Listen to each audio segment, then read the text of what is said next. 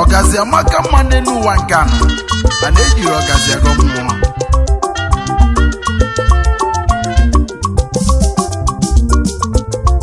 O wee bụrụ maka Odogwu Okija na ya ka anyị na-ekwu maka ya. Onye bụzi Odogwu Okija jide ebubenu Chief Victor Chikwado Nwabụwa Odogwu Okija ọgazi amaka mma ejiri agọ mmụọ.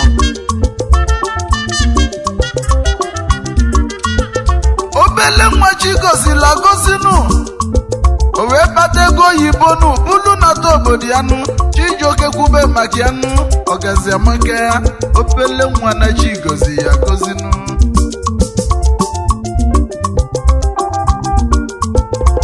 Mana ife ka mmadụ na-emezine n'ụwa nke anọ tupu ọ bụla odogwu maka na odogwu abụrọga inem mana odogwu abụrọkwa ma onye chọọ ife ka mmadụ mere wee bụrụ odogwu.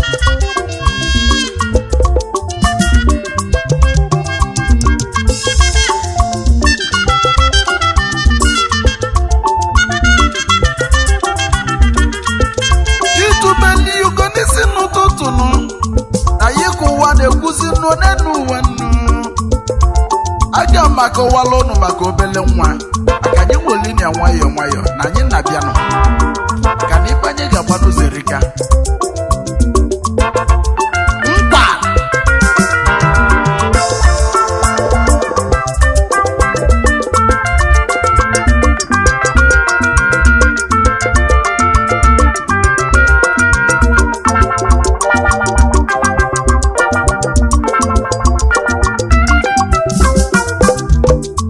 Odogwu Okija ọgazi amaka mma.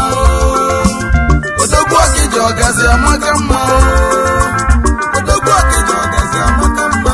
Mana ejiri agọ mmụọ Odogwu Okija gaba n'iru nyekiri pụtụ n'ihe mere ya ka anyị na-ekwunu ịkali ga-egbe mkpụrụ na ego yi bụ ọkasị akasị. Obele nwa biko Odogwu Chijioke na-ekwudeli ilu etu onye si emenụ etu ọ bụ ka ekwesabụa n'obele nwa na ị ga-ebi ndụ ogologo na ọga imelu Chijioke riganụ.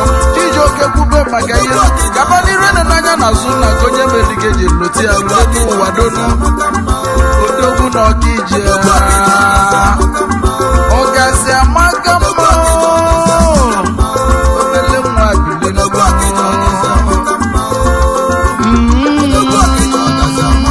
yes sir.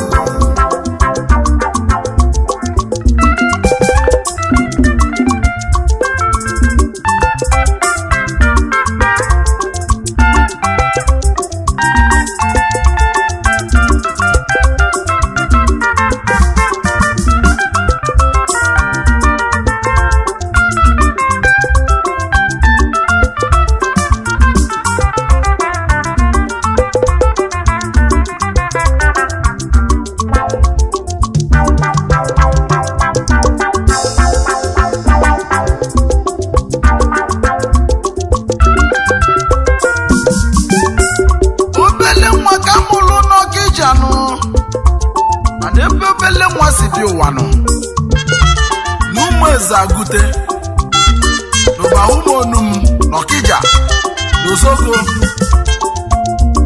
obele nwa si bi ụwa.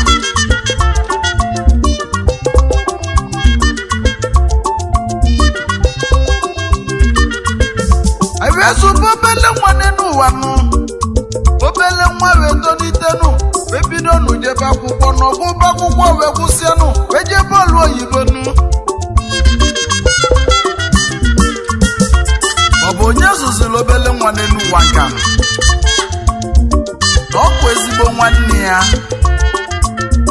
maka na nwanne mmadụ abụrọghị ya.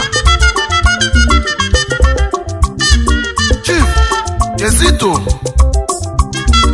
Nwabụwa Kissing Investment Limited na ya ka obele nwa zụrụ afịa n'aka ya wee duzie n'obele nwa nụ obele nwa wee chọba kalaki o wee chọkata na Naịjirịa nụ ego wee kalịa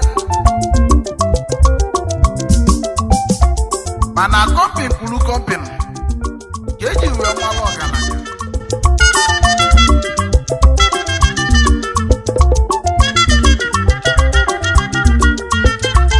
mana kọmpin obele nwa nwezi na Nigeria bụ Victor Somtochukwu Nigeria Limited.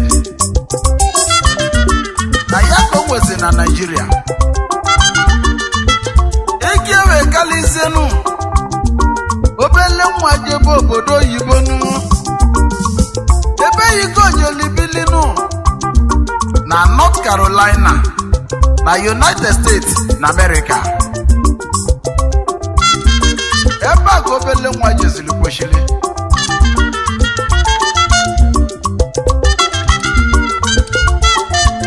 Chairman Chief Executive Officer First Class Seamless Gutter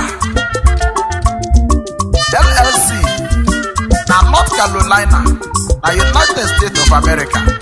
Ilubu no dị mma wee lụsienụ ichozi tinye mgba mmiri nụ chọba Seamless Gutter nụ n'ọbụ ife fa na alụnụ water collector nụ eji malefanụ maọbụ na America donu maọbụ na Nigeria nụ obodo ịchọrọ na anyị ga-alụnụ.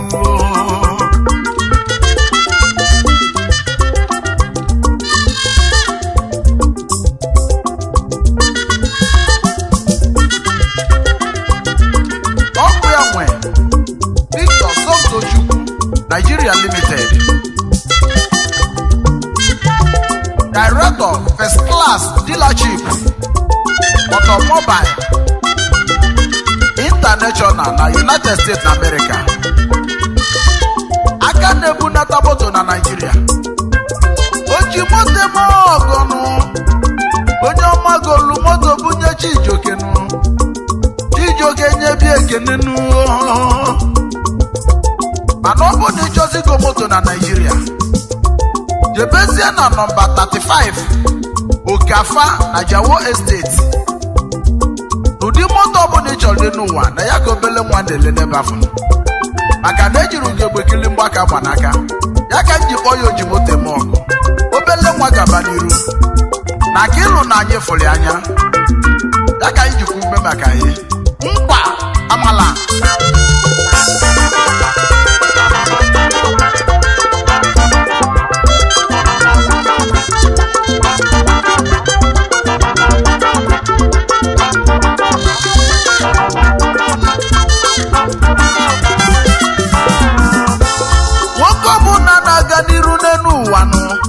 ezigbo nwanyị ngwa n'azụnụ maka na ogeli mali nsọ dị ya ọ dịgo nji ọgwụ anụ dị ya eneli ma odozi akwụghị nụ nwanyị ọma Lọlọ Chinelo Nwabụwa Adamu nwanyị nwanne Chijioke onye Atani.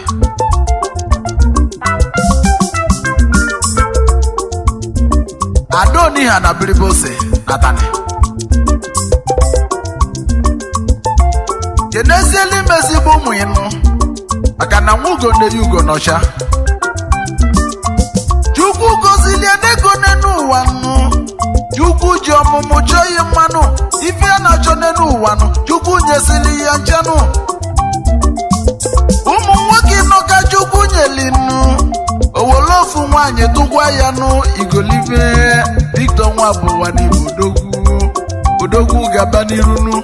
Odogwu Okija nụ Odogwu ọgazi amaka mmanụ. kedu onye nnekwu maka ya? Odogwu Okija ọgazi amaka mmanụ. ọgazi amaka mmanụ n'ụwa mejiri agụmụ onye ọma bi n'obodo oyibo na North Carolina nọ na United States of America na obele nwa jere goshiri ije okwu nọ n'ụlọ na n'ogbenye a na-azụ n'afịanụ. onye ọma bi n'obodo oyibo nụchie n'elu nọdonu jideki jidonu. Odogwu gaba n'ihu ma ihe na-ekwa n'anya n'azụ ekenye fọnụ na-ekwunu ọnụ kwulu njọnụ omesịa na ọ ga-ekwu mmanụ. onye ọma gaba n'ihu nnochie bilinu ụba ụmọdụmụ gị sejenu onye Okija achala oge na-egbu ajala na-etonu Okija ji kalisia obele ego yi kalila ọgazi amaka mma Odogwu Okija ọgazi amaka mma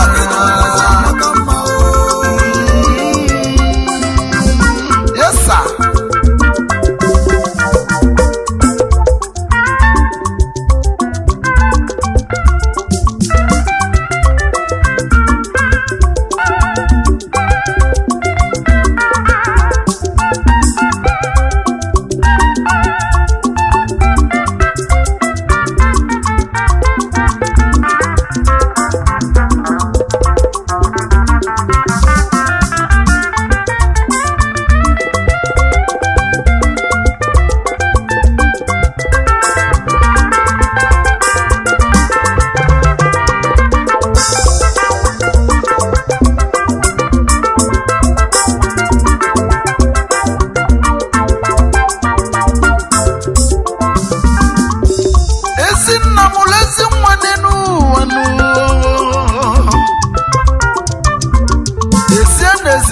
Odogwu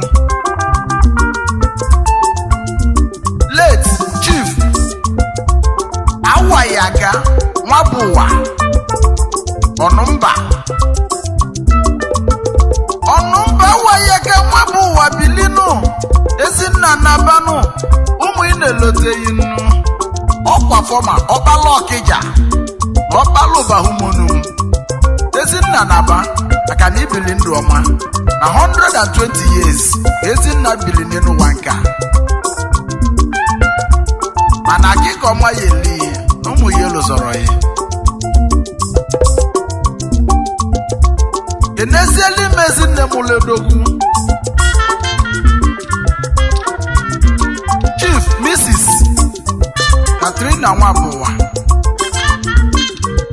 ada ụmụnna m ehi ihi ala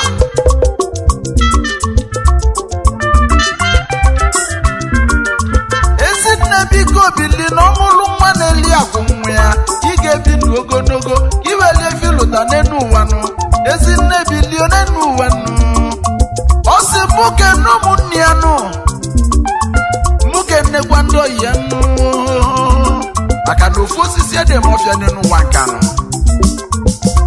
Chief Hyginus Olisakwe ezi nwa si hito were n'Ọlụ Imo steeti ezigbo oge ya ọgọ Odogwu Okija eneli mụ nwanne ya nwaanyị nụ Lọlọ Rita Olisakwe Ada Nwabuwa nwanne Odogwu Okija ada dị mma nwanne yi na-ekene yi Tochukwu Ibebili Alajito mebia onye ọma na-edi mmanụ Odogwu Okija si bụ kene yi nụ na nwanne mmadụ abụrụ oyi ya nụ Kenezieli bụ President Brothers Nigerian Brothers na United States of America Chief Oke Ikem onye ọma si Imo steeti bi ụwa Okechukwu kenyere ike ije bie n'ihe Odogwu Okija ya si nkene yi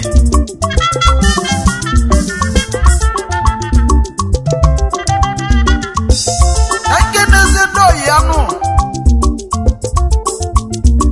John Ruka Johnson Seamless Gutter na United States of America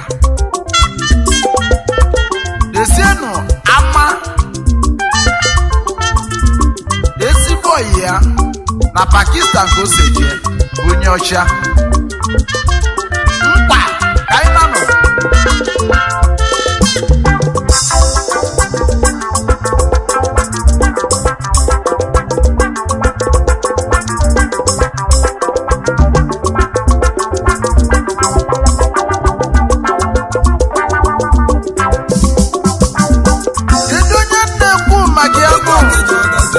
Odogwu Okija ọgazi amaka mma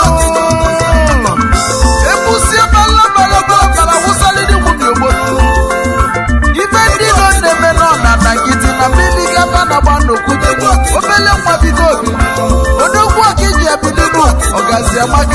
mana ejiri ozi ya gụ okilikili ka a na-abụ ụkwụ ose n'elu ụwa nụ adali ihe nụnụ ya ka iji kalịsị ya ife ọbụla emeli n'elu ụwa na ọ bụrụ maka ịnụ maka na aka Chukwu dị n'arụ Limnes Gota International Limited Odogwu